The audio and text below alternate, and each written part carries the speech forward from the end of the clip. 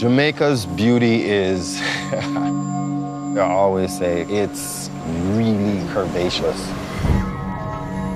Winding and twisting and curving, and you're feeling all those curves. Your senses are going off. You're all excited. It's powerful, passionate love. PG version. It's a really nice place to visit.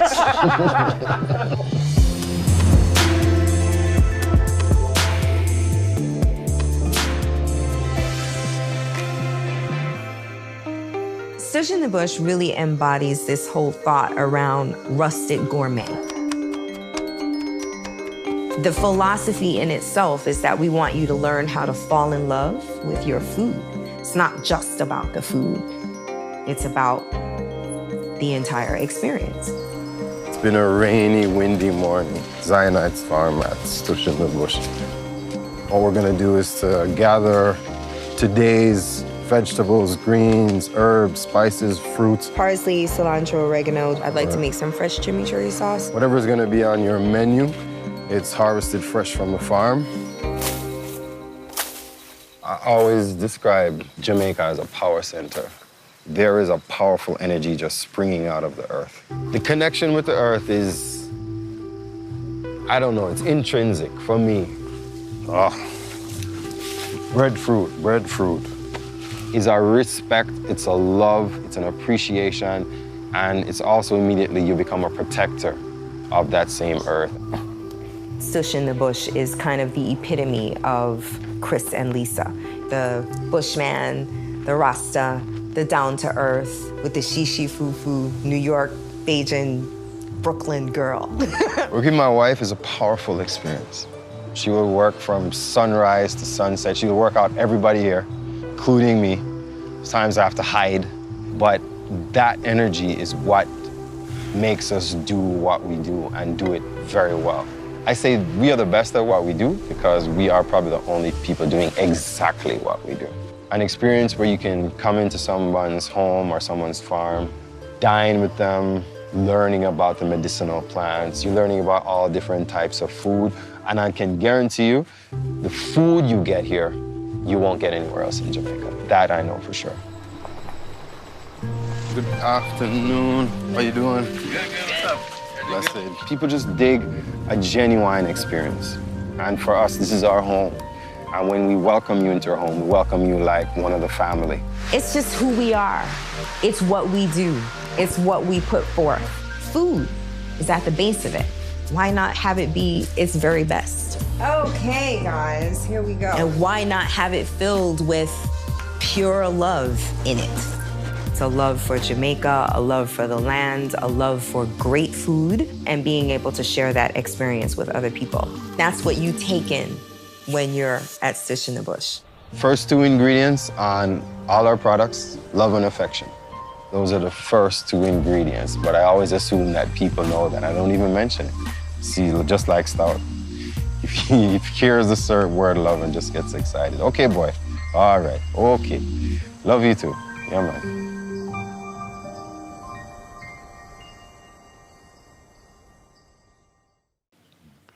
Buongiorno. Buongiorno. Buongiorno.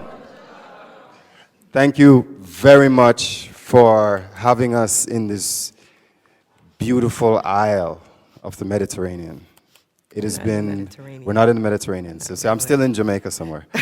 We are or we aren't? We are in the Mediterranean. Thank you very much, my dear. Okay. So it's a pleasure to be here. We are honored to be a part of this amazing get-together of people, and we're gonna do what we call in Jamaica, chat a little bit. So we're not gonna talk at you. We really want to have a conversation. Lisa's gonna be doing a cooking demonstration, and after we finish that, we're gonna dive right into whatever is prepared. Okay, so where do we begin, my dear? Oh. I can what? Oh, I can just talk. Oh, that's right. I forgot that this thing is connected to me. Hello, everyone. I just wanted to offer up a quick note of thanks because this is something that we've been longing to do for a long time, to come to Terra Madre, and it's a wonderful experience actually to be here. And, you know, we are true believers of slow food, right? We eat what we grow. We are locavores. We try to be as local, as sustainable as possible. So it's a pleasure to be here. And we'd like to thank Carolyn from the Castello di Rivoli, where we are here now. And I want to give a special shout out to my girl, Katerina. Because she did all of the shopping and the preparation, and she's been our point person. She's been our girl Friday. Yes, she's been amazing. Marcus for even thinking to invite us. Dane for introducing us to Marcus. Alligator Head Foundation in Portland. And this picture was taken yesterday at Combo Zero, and where we had dinner and where we've been cooking and prepping the entire day. And it's just been an amazing time with all of the chefs. So we have a special shout out to David and also to his sous chef David as well. So it's nice to actually be here. And then of course there's always friends and family of Stush in the Bush, home and abroad, always. At Stush in the Bush, our motto essentially is that we want you to fall in love with your food. Okay, this right here that you see is actually a watermelon radish carpaccio. It's one of the things we grow watermelon radish on the farm. So we actually do a raw carpaccio, and we also do a cooked one as well. But the whole point is that it's not just our food we want you to fall in love with. It's all of the food that you're eating. So if you could take 2 seconds right now just to turn to your neighbor and turn and talk about the best meal that you had recently, that would be amazing. All right, so turn to your neighbor. Yes, you're just gonna turn and talk. Tell them right? about and talk about the best meal that you had recently.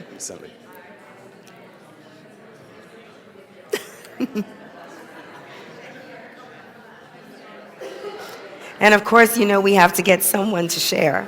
Yes, we'll be looking for someone to share their best meal experience. Move out in front. You want this? Yeah.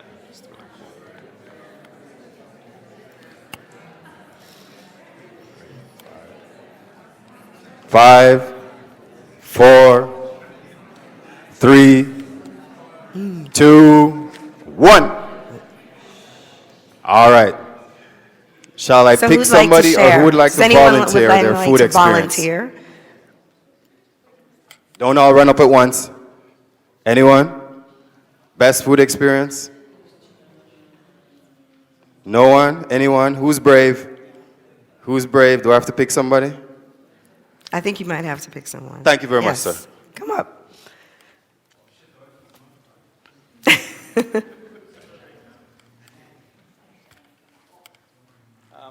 Well, kia ora koutou, ko Ron Bull, tōku ingoa. My name is Ron Bull from New Zealand. The best food experience, and I was just talking to my colleague Tony here, that we've had recently is when we had a friend of ours come over to our place from Kauai on Hawaii, and we talked about our iconic foods, the foods that we cook for our families and for each other, and we co-constructed some dishes. So the dishes we constructed were unique for that day and for that time and for the conversations that we had. We're also frightfully lucky that Dirk brought over some rum that was made from the last of a batch of sugar from one of the plantations. So we'll never see that again. And actually we'll never see the 3 or 4 hours afterwards again either. So yeah, kia ora. Thank you for sharing. Thank you very much. So we generally believe that there are 3 ways that you kind of fall in love with your food, right? It's obviously the most important one is love and affection, right? Because whatever you are feeling and however you're feeling is transported to that belly through that food that you're making. So it's one of the most powerful ways. It's how people come together around food for family, for celebration. Oftentimes we sit down together over a great meal. And for all of us, those things are critical, right? So we always try to pull from the farm. We try to cook with lots of love. We try to put forth our best efforts all the time to show people that vegetables can be sexy too, yes? So the topic actually of our presentation today is sexy vegetarian. And here you can see all of those sexy vegetables in their raw state, in their cooked iterations, and sometimes in forms that confound the senses. So what you see here is jackfruit, and it is a jackfruit pulled pork, yes? I.e. what people would like to call pulled pork. You know, they say that jackfruit is actually the vegetable that, or the fruit that is going to save the world, right? Because it grows really large and you can use it in different ways. The fruit can be sweet. And here, in order to do this, you actually use the stringy parts and the green jackfruit, not the ripe one. So it's a completely different scenario. So at Stush in the Bush, we grow what we eat, and we connect to farmers who are like-minded and approach growing from a sustainable, respectful, and loving intention. From the Ridge, we encourage our farmers, diners, and colleagues to treat the soil with a stewardship that sustains us for future generations. From the Ridge, we fight the pollutants and chemicals that poison both our land and our water. From the Ridge, we teach about vegetables, their hidden powers, their varying textures and flavors, and how to make them appealing and very, very sexy. All you. Literally and figuratively. Every river runs to the sea, and the sea is never full. To the place the rivers come from, there they return. And today, I've just discovered that we have rivers running thousands of miles beneath the sea. So this was a scripture I grew up with as a young child in Jamaica. Initially, I had no idea what it meant. From being on the farm, I have learned that there is a single essence that binds everything that we do. We call it a connectivity. So here we are in this beautiful environment. Sometimes it rains, sometimes it doesn't. My livelihood, the happiness of my wife and everybody around me, depends on whether it rains or whether it doesn't. Something I have absolutely no control over. So that's the beginning of one of those connectivity. Another scripture says, you are given the fruit, and inside the fruit is the fruit thereof. So here I am with this beautiful avocado. Avocado. And by the way, if you go to Jamaica, you will not hear the word avocado. You hear the word pear. So you will have a pear. Once pear is in season, you have pear with everything. Pear for breakfast, pear for dinner. And when you have a single pear tree, I'm going to go back to connectivity, one pear tree produces thousands of pears, which is all good and great. But if for the fact that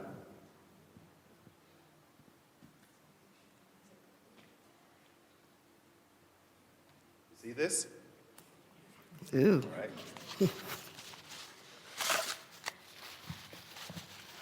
This totally changes the story. If it was just the pear, just the avocado, I would have eaten that one pear, that would be it.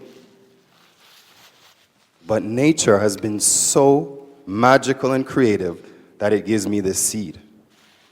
And from this seed, I can produce another pear tree.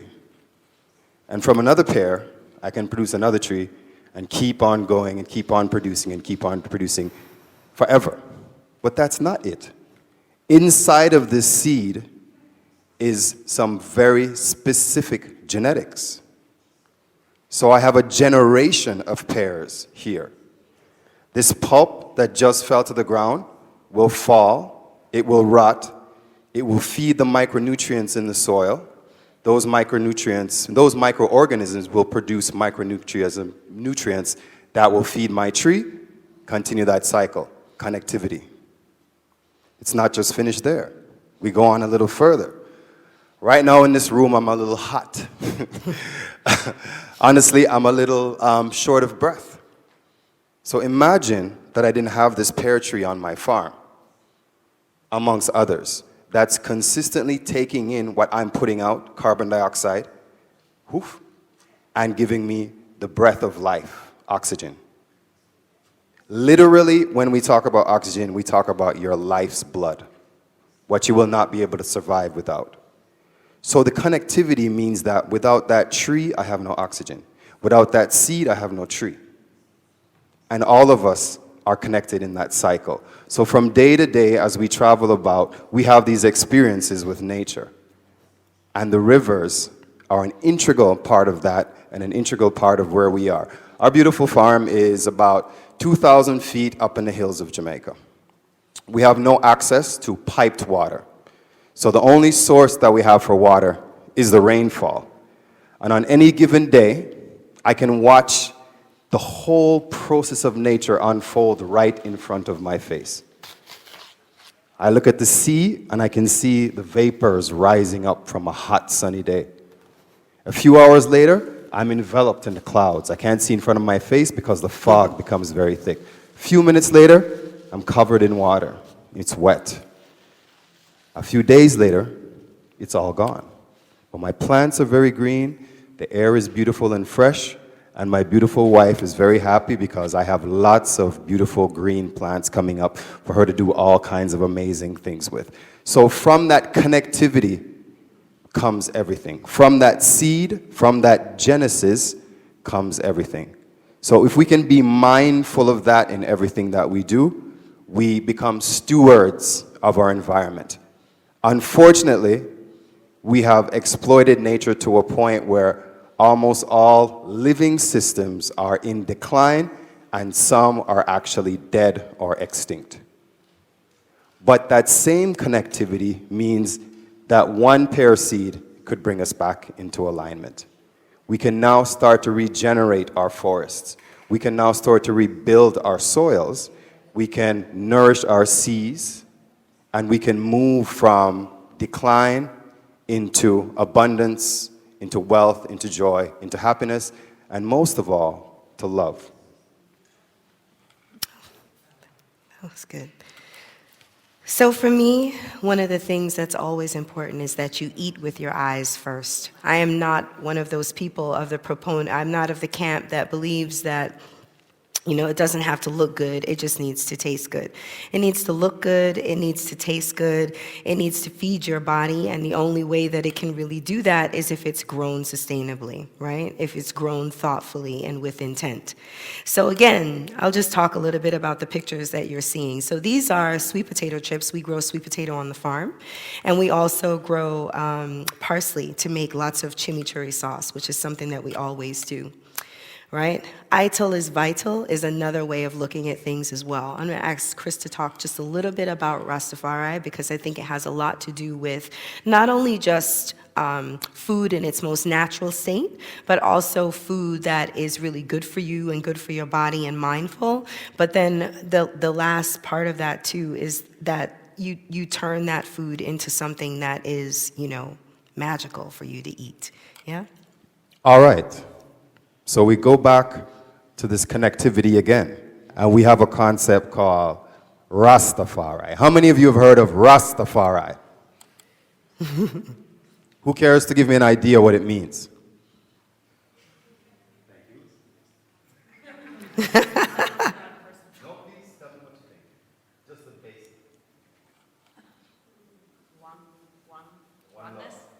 One love, a oneness.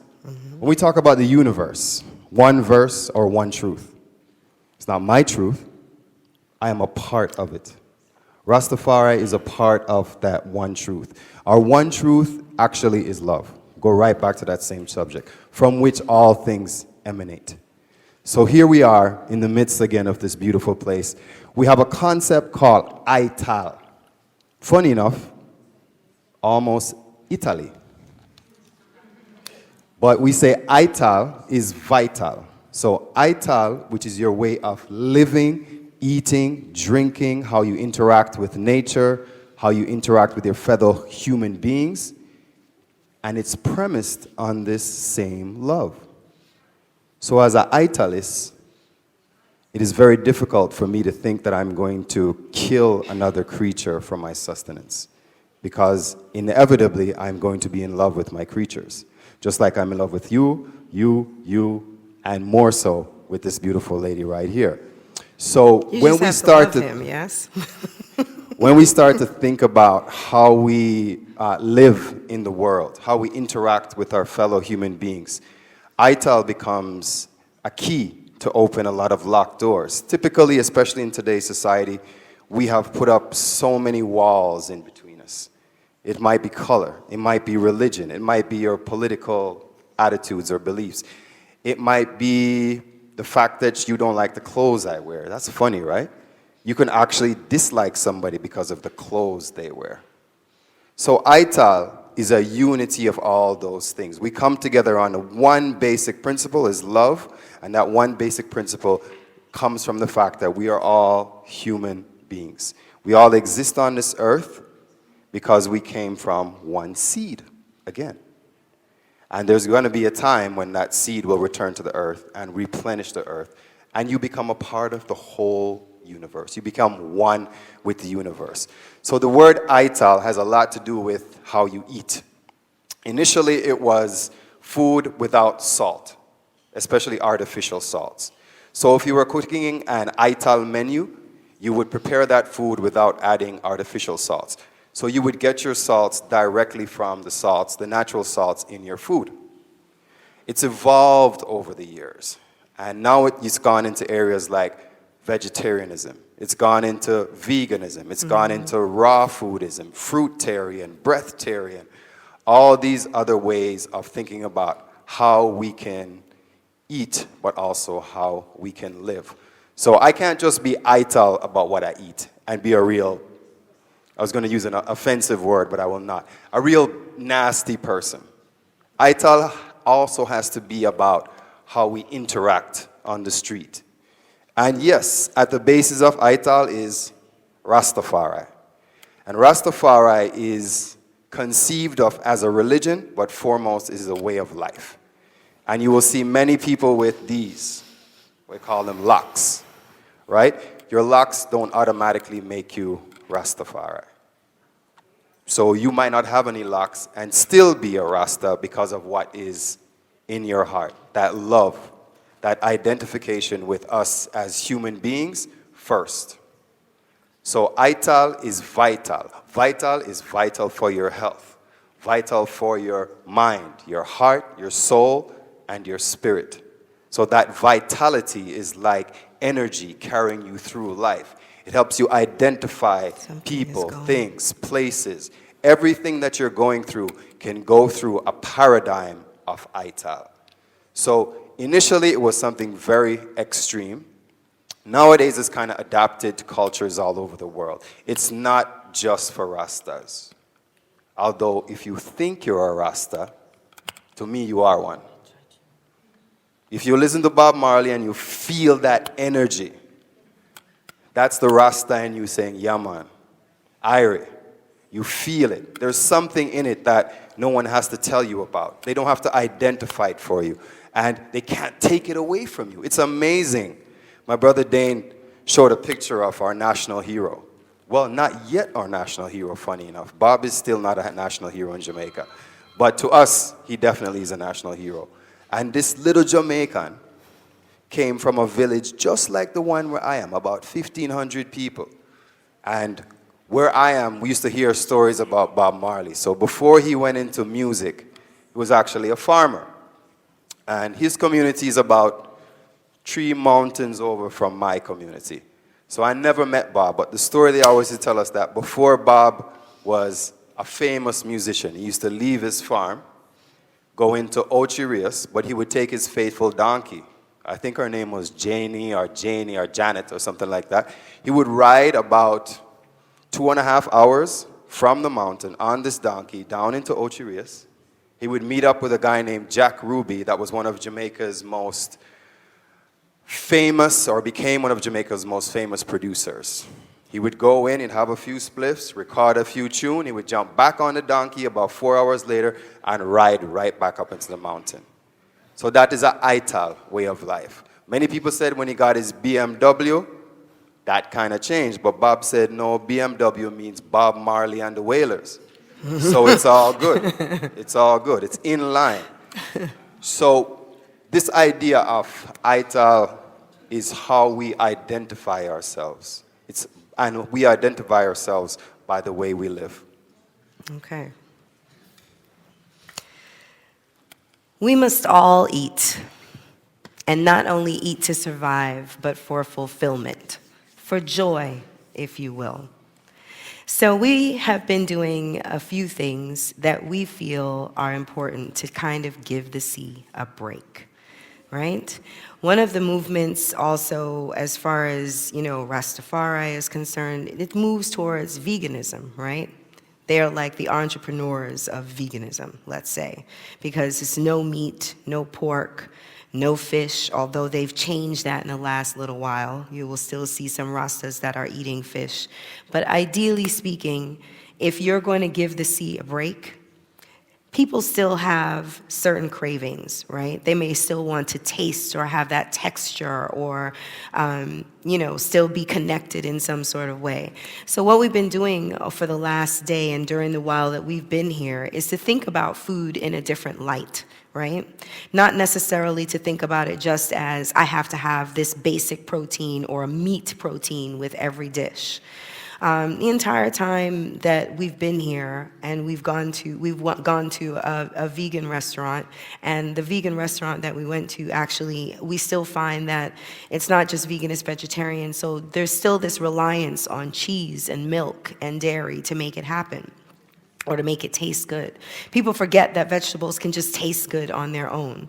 In Jamaica, oftentimes when people think about vegetables, they think about cabbage or carrot and cucumber and tomato, and normally it's cooked so long that it's lost all nutritional value for you. So a lot of children don't like vegetables. A lot of people don't like vegetables. A lot of people feel that, the vegetables are on the side dish. They're never the main dish. And for us, the vegetables are the main dish. So over the time, what you're seeing here, this is actually a beet tartare, not a beef tartare, with a mustard aioli and some microgreens. So there's a way to kind of look at vegetables and think about them in a different way, as opposed to them just being what they are, right? So for today, what we've done is we've prepared a couple dishes, and I'm going to do a cooking demo for you so that you can get an idea of how you can use something a little bit differently. But we started off with a watermelon tartare. So I believe we're going to pass while I'm cooking. There's going to be a little passing that's going to happen.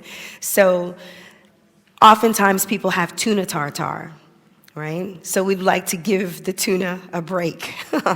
And so instead, you can use watermelon. So this is a way to kind of have that same sensation, and you have something a little different. So it is watermelon. There's a little bit of lemon zest there. There's also a little wasabi and a little bit of pickled ginger, and some sesame seeds and a little bit of scallion. So try that, and we're going to start doing a little chefing up here. So the other dish that you guys are going to try is also called, the other dish you're going to try is a ceviche. And oftentimes a ceviche, as you know, is cooked with whatever it is that you're doing the ceviche with, whether it is tilapia or a white fish or something along those lines. You generally cook it with the lime and the salt, right? So instead of that, you can use a couple different things.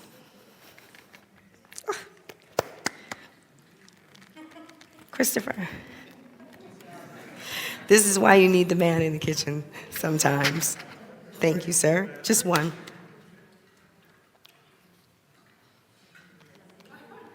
All right.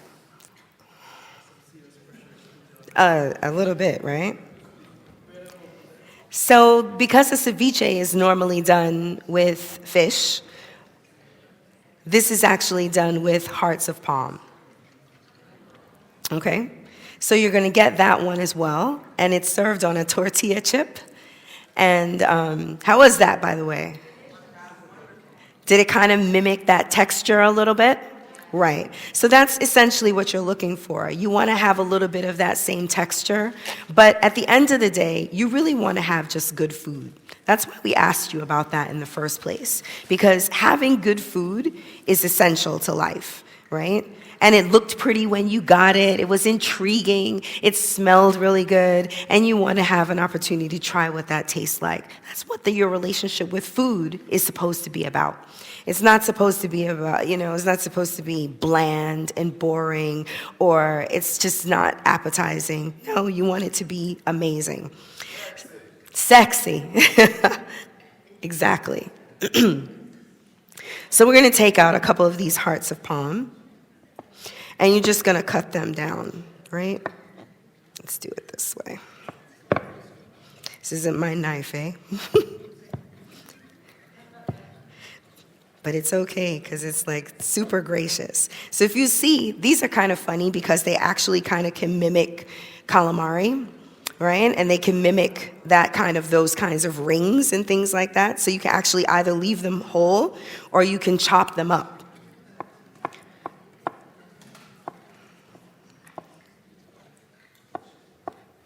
And we've done a number of different ceviches. We've done hearts of palm, but we also serve regularly a plantain ceviche. That's also really good. And the plantain is diced and cooked ripe. It's diced. It's a raw dish. It's actually not cooked. It's sliced ripe. And it has that same kind of aesthetic, right? So all of these are going to go in here.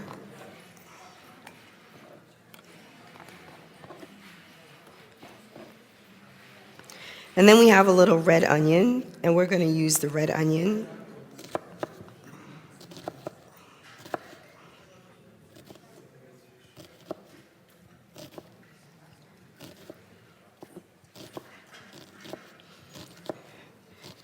One of the things that I love about food has to be really bright and delicious, right? It shouldn't be not nice. It should be really bright, really sexy, because of course you eat with your eyes first, right? A tomato.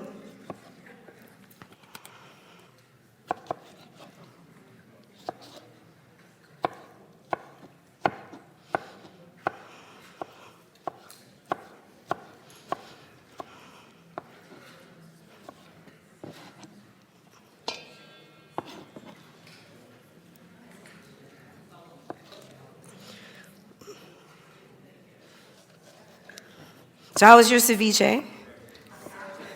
And the other thing that I really love, we actually don't need that anymore. The other thing that I really love is to have the brightness of the flavors, right? So you really want to taste the lime, you really want to taste the salt, all of that is just really good for you.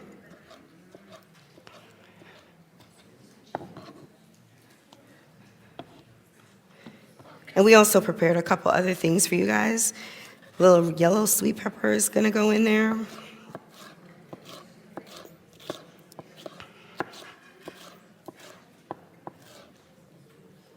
Right? And the fun thing about a ceviche, you can pretty much make anything into a ceviche. We also do a mango ceviche as well. They're still going. That's good. I hope it's good. Is it good? Are we cooking with gas here? Good. Okay. So then we're going to use some scallion.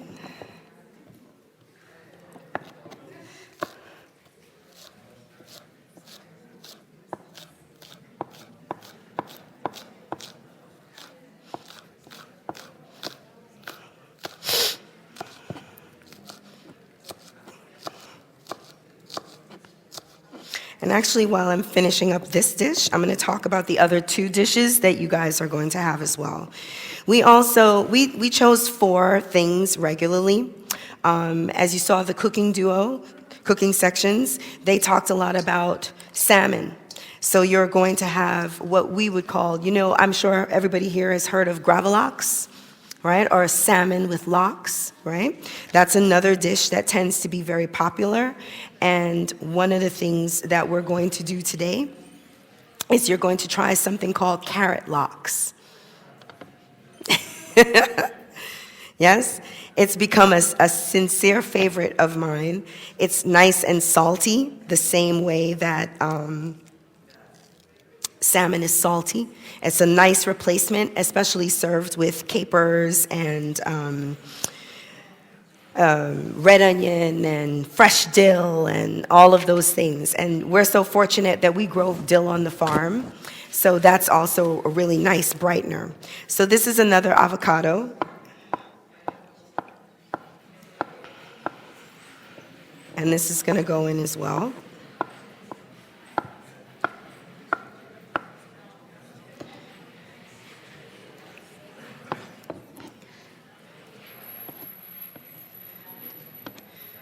And the key to me with any ceviche is lime.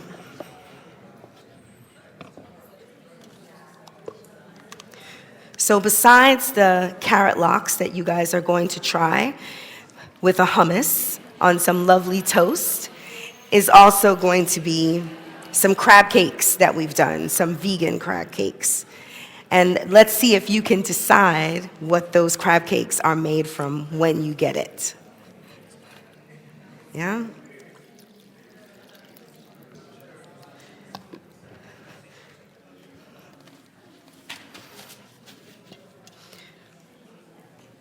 I'm also a girl who loves zest, okay? So anytime that you can get a little zest in there, it also brightens up the flavor really lovely. Right now on the farm, we have lemons coming in, we have limes coming in, we have bananas coming in out of our ears.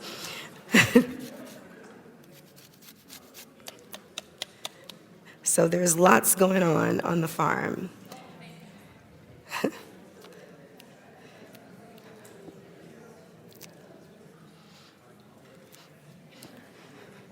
So how are we doing out there so far?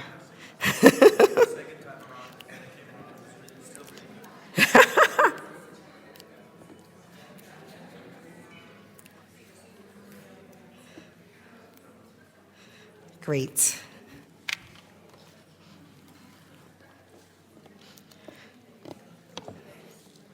So this is a little fresh parsley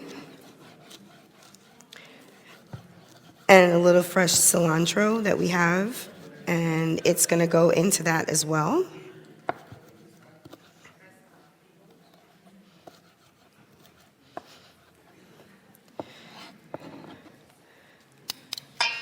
And then last but not least, a little bit of chives.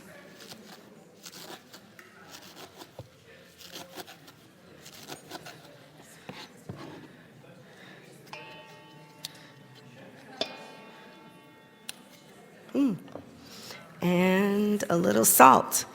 We have a tendency to like pink Himalayan salt because it's naturally produced salt, right? As opposed to iodized table salt. So we don't use that. And you're gonna have to forgive my voice. It's been going and going and going.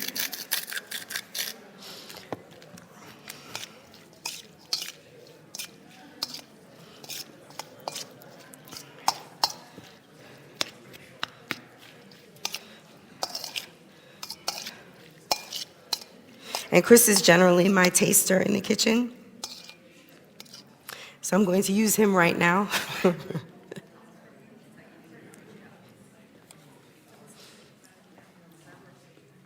More salt? Good salt?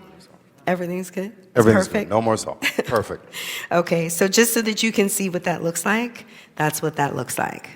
So you've got these really pretty little rings where you can see where, it is mimicking what you would have as a fish, but you don't have to have that. So I think that it's important to note that there's lots of alternatives out there. And just because you eat vegetables doesn't mean that they're not sexy.